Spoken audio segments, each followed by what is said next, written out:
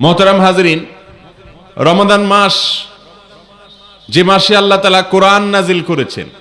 কোরআন হলো আল্লাহর পক্ষ থেকে মুসলিম জাতির প্রতি সবচেয়ে বড় পুরস্কার।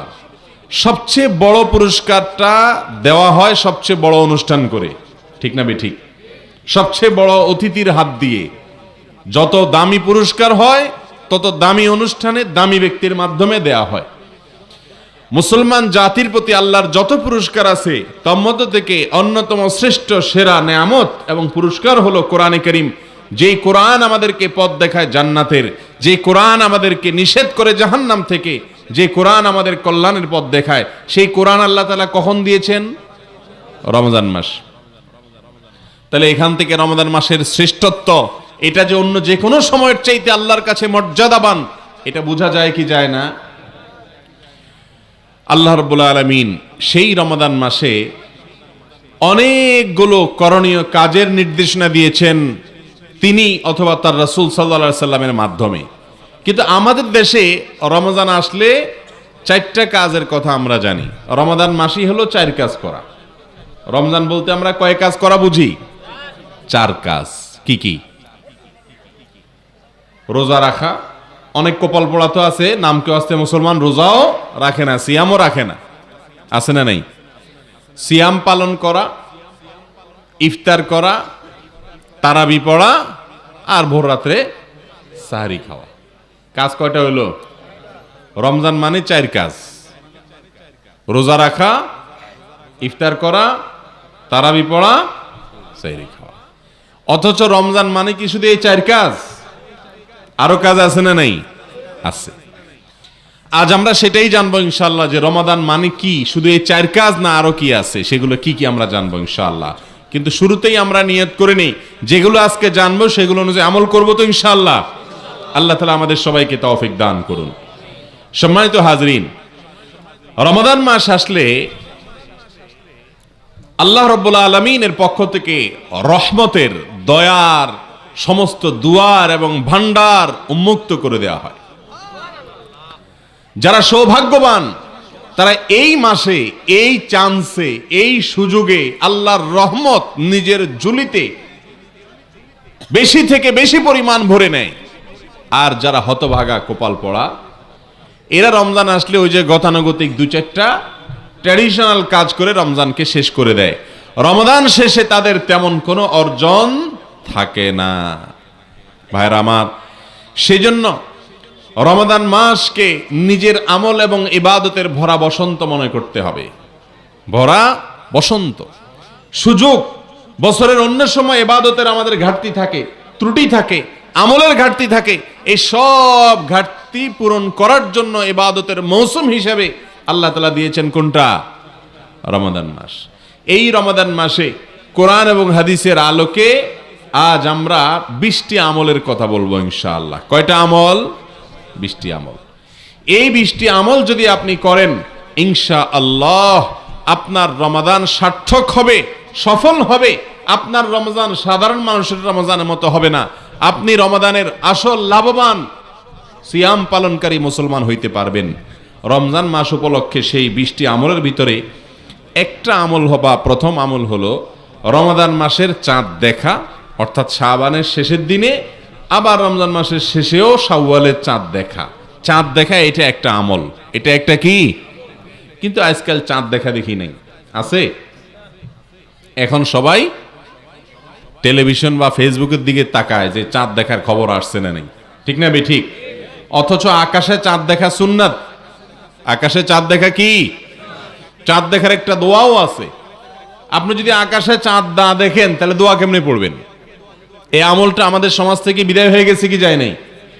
এই জন্য রাসূল আকরাম সাল্লাল্লাহু আলাইহি সাল্লাম বলেছেন, বুখারী মুসলিমে এক জায়গায় বর্ণনা করেছে, সুমু লিরুইয়াতিহি ওয়া আফতিরু লিরুইয়াতিহি। তোমরা চাঁদ দেখে রোজা রাখবা, সিয়াম পালন করবা, আর চাঁদ দেখে ঈদ উদযাপন করবা। অতএব চাঁদ দেখা লাগবে কি লাগবে না? এখন চাঁদ দেখার কন্ট্রাক্টরই দায়িত্ব দিয়ে দিছে ওই চাঁদ দেখা কমিটির উপর, ঠিক না ঠিক? আপনি আমি চাঁদ না দেখলে চাঁদ দেখা কমিটি খবর কোত্থেকে পাবে? সারা দেশ থেকে আমরা সবাই মিলে চেষ্টা করলে তারা সংবাদ পাবে, ঠিক না ঠিক? এই জন্য চাঁদ আমরা আকাশে তালাশ করব, এটা রমজানের একটা আমল। না দেখলেও আপনি খুঁজবেন পশ্চিম আকাশে, সন্ধ্যার আগ দিয়ে একটু তালাশ করার চেষ্টা করবেন, দেখেন কিনা। যদি আপনি চেষ্টা করেন, আপনার আমল নামায় আল্লাহ তাআলা একটা সওয়াব লিখে দিবে। করবেন তো ইনশাআল্লাহ সবাই? 1 নম্বর আমল গেল। নাম্বার 2, রমাদান মাস শুরু হয়ে গেলে সবচেয়ে গুরুত্বপূর্ণ আমল, যেটা না করলে গুনাহ হবে, প্রত্যেক প্রাপ্তবয়স্ক নারী পুরুষকে রাখতে হবে। নারীরা মাসিক হলে রাখবেন না, আবার রমজানের পরে যখন সুস্থ হবেন আবার সেগুলো রেখে দিতে হবে। মাসিকের কারণে যে রোজাগুলো বাদ যাবে। রমজান মাসের সবচেয়ে গুরুত্বপূর্ণ আমল হলো রোজা রাখা। কি আমল? রোজা রাখা। রমজান মাসে রোজা রাখা নফল কাজ না ফরজ কাজ? ফরজ কাজ। ফরজ কাজ যদি কেউ না করে তাহলে সে আল্লাহর কাছে বড় অপরাধ, মহাপাপ করলে যে পাপী হয়, যে অপরাধী হয়, সেই অপরাধী হবে। অথচ আমাদের এই সমস্ত এলাকাগুলোতে বা দেশের বিভিন্ন জায়গাতে দেখা যায় অনেক মানুষ, আল্লাহ তাআলা তাদেরকে একেবারে বিছানায় ফেলে দেন নাই, এত অসুস্থ হয় নাই, অথচ তারা রোজা রাখে না। আছে না নাই? ভাইরা আমার, রাসূল করিম সাল্লাল্লাহু আলাইহি ওয়াসাল্লাম আমাদেরকে যে কাজগুলো করার নির্দেশ দিয়েছেন সেগুলো আমরা যদি না করি, বিশেষ করে যেগুলোকে ফরজ বিধান হিসেবে আল্লাহর পক্ষ থেকে ঘোষণা দিয়েছেন, কোরআনে এসেছে, হাদিসে এসেছে, সেই ফরজ কাজ যদি কেউ না করে তাহলে সে নিজেকে মুসলমান দাবি করলে সেটা সত্য দাবি হতে পারে না। রোজা রাখা ফরজ না নফল কাজ? ফরজ। অতএব একজন প্রাপ্তবয়স্ক নারী বা পুরুষের জন্য রোজা না রেখে থাকা, সুস্থ মানুষের জন্য রোজা না রেখে থাকা জায়েজ না হারাম? হারাম। ভাইরা আমার, যদি কেউ রোজা না রাখেন আর এই অবস্থায় তার মৃত্যু হয়, আল্লাহ না করুন, তাহলে মহাপাপী অপরাধ হিসাবে তার মৃত্যু হলো। এই জন্য আল্লাহ বলেছেন কোরআনে, কুতিবা আলাইকুমুস সিয়ামু কামা কুতিবা আলাল্লাযীনা মিন ক্বাবলিকুম লাআল্লাকুম তাত্তাকুন। ও ঈমানদারেরা, তোমাদের জন্য রোজা ফরজ করা হয়েছে যেমনি ভাবে ফরজ করা হয়েছে তোমাদের আগে যত জাতি পৃথিবীতে আসছে, যত নবী রাসূল পৃথিবীতে এসেছেন, সবার উপরে রোজা ফরজ করা হয়েছে, তেমনি ভাবে তোমাদের উপরেও রোজা ফরজ করা হয়েছে। অর্থাৎ এটা শুধু আমাদের উপরে ফরজ করা হয় নাই, আগের যুগের সমস্ত নবীদের উপরে, সমস্ত জাতির উপরে, সকল রাসূলদের জাতিদের উপরে আল্লাহর পক্ষ থেকে ফরজ ছিল। সবাই রোজা রেখেছেন। আপনি রোজা না রাখলে আপনি কপাল পোড়া হয়ে যাবেন। কথা কি বুঝাতে পারছি? ভাইরা আমার, নবী করিম সাল্লাল্লাহু আলাইহি সাল্লামের হাদিস থেকে আমরা জানতে পারি, রোজাদার ব্যক্তির জন্য যেরকম পুরস্কারের কথা আছে, যারা সুস্থ সবল মানুষ হওয়ার পরেও রোজা রাখে না, কিয়ামতের ময়দানে কঠিন শাস্তির মুখোমুখি আল্লাহ তাআলা তাদেরকে করবেন। এবং মৃত্যুর পরে আল্লাহর সামনে যখন হাজির হবে, যখন তারা তাদের বিচার হয়ে যাবে, তখন জাহান্নামে রোজা না রাখার কারণে কোন বর্ণনায় আসছে পাও উপর দিকে ঝুলিয়ে তাকে প্রহার করতে থাকা হবে। আনন্দ লাগে না? নবী করিম সাল্লাল্লাহু আলাইহি সাল্লাম বলেছেন, লিসাইমি ফারহাতান, রোজাদার ব্যক্তিকে আল্লাহ তাআলা দুইটা আনন্দ দিবেন। কয়টা আনন্দ? ফারহাতুন ইনদা ফিতরি, একটা আনন্দ হলো রোজার রাখার পরে সন্ধ্যার সময় যখন ইফতার সামনে নিয়ে বসবেন, যখন ইফতার সামনে নিয়ে বসবেন, তখন কি লাগবে? আনন্দ লাগবে কি লাগবে না? আল্লাহু আকবার। কি আনন্দ লাগে তখন বলেন তো? সারা রাত না খাইয়া সকালবেলা নাস্তা করলে এত আনন্দ লাগে না, কিন্তু রমজান মাসে রোজা রাখার পর ইফতারি সামনে আছে, আপনি খাইতেছেন না, আজানের অপেক্ষায় আছেন বা সূর্য ডুবার অপেক্ষায় আছেন, সূর্য ডুবে গেছে, আপনি ইফতারি করলেন, অনেক বেশি আনন্দ লাগে কি লাগে না? পৃথিবীতে মানুষ 2-4 দিন ক্ষুধার্ত থাকার পরেও আপনার যদি কোনো খাবার গ্রহণ করে সেখানে এত পবিত্র আনন্দ থাকে না। রমজান মাসে বা যে কোনো সময় রোজা রাখার পরে ইফতার করার সময় যে আনন্দটা লাভ করে। ভাইরা আমার, রমজান মাসে রোজা রাখার পরে যারা ইফতার করে তখন তো আনন্দ পায়, আরেকটা আনন্দ আছে বাকি, এটা হলো নগদ, আরেকটা হলো বাকি। সেটা কি? ওয়া ফারহাতুন ইনদা লিকাই রাব্বি, কিয়ামতের দিন যখন রোজাদার ব্যক্তি তার রবের সাথে সাক্ষাৎ করবে, যারা রোজা রাখবে আল্লাহকে সরাসরি দেখার সুযোগ লাভ করবে, তখন তার যে আনন্দ হবে সে আনন্দের কোনো ভাষায় ব্যক্ত করা যাবে না।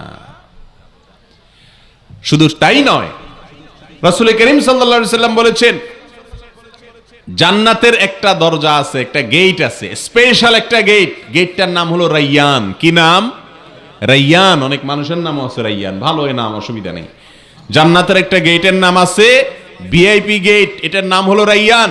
নবীজি সাল্লাল্লাহু আলাইহি সাল্লাম বলেছেন রাইয়ান নামক সেই গেট দিয়ে শুধুমাত্র আল্লাহর এক শ্রেণীর ঈমানদার বান্দারা প্রবেশ করবে, ভিআইপিরা প্রবেশ করবে। তারা কারা জানেন? রোজাদারেরা। কারা প্রবেশ করবে? রোজাদারেরা। আপনি তাহলে বলতে পারেন জান্নাতের অন্য গেট দিয়ে তাহলে বেরোজদাররা প্রবেশ করবে, তাহলে বোঝা গেল বেরোজদারিরাও জান্নাতে যাবে। হ্যাঁ, কথা তো ঠিক, বেরোজদারিরাও জান্নাতে যাইতে পারে, কিন্তু জাহান্নামে পোড়ার পরে, জাহান্নামে পোড়ার। তাহলে রোজাদারদের জন্য আল্লাহ তাআলা ভিআইপি গেট দিয়েছেন, সেটার নাম কি? রাইয়ান। আল্লাহ তাআলা আমাদের সবাইকে সেই ভিআইপি গেট দিয়ে প্রবেশ করার তৌফিক দান করুন। যারা প্রাপ্তবয়স্ক হওয়ার পর থেকে মৃত্যু পর্যন্ত যত কষ্ট হয়েছে, রোজা ছাড়ে নাই, সওম বলে এটাকে, কোরআন হাদিসের ভাষায় সিয়াম বলে, এই সিয়াম যেটাকে আমরা রোজা বলি, এটা কখনো ছাড়ে নাই, এই ব্যক্তিদের জন্য এরকম পুরস্কার। শুধু সেটা না, আরো আশ্চর্যের কথা শুনেন, আল্লাহু আকবার। কোরআন হাদিসে আল্লাহ আমাকে ক্ষুদ্র যে জ্ঞান দিয়েছেন, বা আমি কোরআন হাদিস পড়ে যতটুকু জেনেছি, এটার সার নির্যাস আকারে আজকে আপনাদেরকে একটা কথা বলি। তা হলো যত আমল ইবাদত ইসলামে আছে, বিশেষ করে ইসলামের 5টা মূল কাজ, 5টা স্তম্ভ, পিলার আছে। ঈমান, 5 ওয়াক্ত সালাত, যাকাত, রমজানের রোজা আর হজ। কয়টা রোকন ইসলামের? 5টা। এই 5টা হলো মূল কাজ। মূল কাজ যদি কেউ না করে তাহলে তার কোনো ভ্যালু থাকে আর না। এই রোজাটা ইসলামের মূল কাজ না শাখার কাজ? মেইন কাজ। এই মেইন কাজগুলো যারা করে, এই মেইন কাজগুলো সম্পর্কে যত হাদিস আছে, নবীজি সাল্লাল্লাহু আলাইহি সাল্লামের হাদিসে সবচেয়ে বেশি ফজিলত, সবচেয়ে বেশি হাদিস পাওয়া যায় রোজা সম্পর্কে। এত ফজিলতের কথা অন্য কোনো আমল সম্পর্কে খুব একটা পাওয়া যায় না। রাসূল করিম সাল্লাল্লাহু আলাইহি সাল্লাম বলেছেন, আল্লাহ তাআলা বলেন, আল্লাহু আকবার, আল্লাহ বলেন রোজাদারদের সম্পর্কে, রমজান মাস আসছে, আগে ভাগে শুনে রাখেন। ও ওই সমস্ত ভাইয়েরা আমার, বোনেরা আমার যারা দেখছেন, অসংখ্য বোনেরা আজকে মাহফিলে এসেছেন, অগণিত মেয়েরা এসেছেন, শুনে রাখেন। ভাইয়েরা আমার, যুবক ভাইয়েরা আমার, শুনে রাখেন। যারা আল্লাহ রাব্বুল আলামিন বলেছেন রোজা রাখবে, তাদের সম্পর্কে বলেছেন মানুষ যত ভালো কাজ করে, সেটা কোরআন তেলাওয়াত হোক, ওয়াজ করা হোক, ওয়াজ শোনা হোক, মানুষকে ভালো কাজ করা হোক, দান সদকা করা হোক, নফল নামাজ পড়া হোক, যত আমল করে মানুষ, সমস্ত আমলের সওয়াব আল্লাহ তাআলা 1 গুণ থেকে বাড়াইতে বাড়াইতে 700 গুণ পর্যন্ত দিবেন। কোনটা আল্লাহ তাআলা অগণিত সওয়াব দিবেন। কিন্তু রোজা সম্পর্কে আল্লাহ তাআলা কত নেকি দিবেন, একটা রোজা রাখলে কয়টা সওয়াব দিবেন, কয়টা নেকি দিবেন, এর কোনো ফিগার, অঙ্ক, পরিমাণ আল্লাহ উল্লেখ করেন নাই। আল্লাহ বলেছেন ইল্লা সাওম, তবে রোজা এমন একটা আমল, আস-সাওমু লি ওয়া আনা আজজি বিহি। আল্লাহ বলেছেন রোজাটা বান্দা আমার জন্য রাখে। কার জন্য রাখে? আল্লাহর জন্য রাখে। আল্লাহ বলেছেন এই জন্য ওয়া আনা আজজি বিহি, আমি রোজার পুরস্কার নিজে হাতে দেব। ভাইরা আমার, রোজার পুরস্কার আল্লাহ নিজে হাতে দিবেন। আমল নামায় ফেরেশতাদের মাধ্যমে অন্যগুলা দিলেও রোজার পুরস্কারটা স্বয়ং আল্লাহ রাব্বুল আলামিন নিজের হাতে রোজাদারকে দিবেন ইনশাআল্লাহ। কি দিবেন সেটা আর বলেন নাই, কারণ এত বড় পুরস্কারের অ্যারেঞ্জ আল্লাহ তাআলা রেখেছেন, এটাকে সারপ্রাইজ হিসাবে কিয়ামতের দিন দিবেন। আল্লাহ তাআলা আমাদের সবাইকে সে পুরস্কার অর্জন করার তৌফিক দান করুন।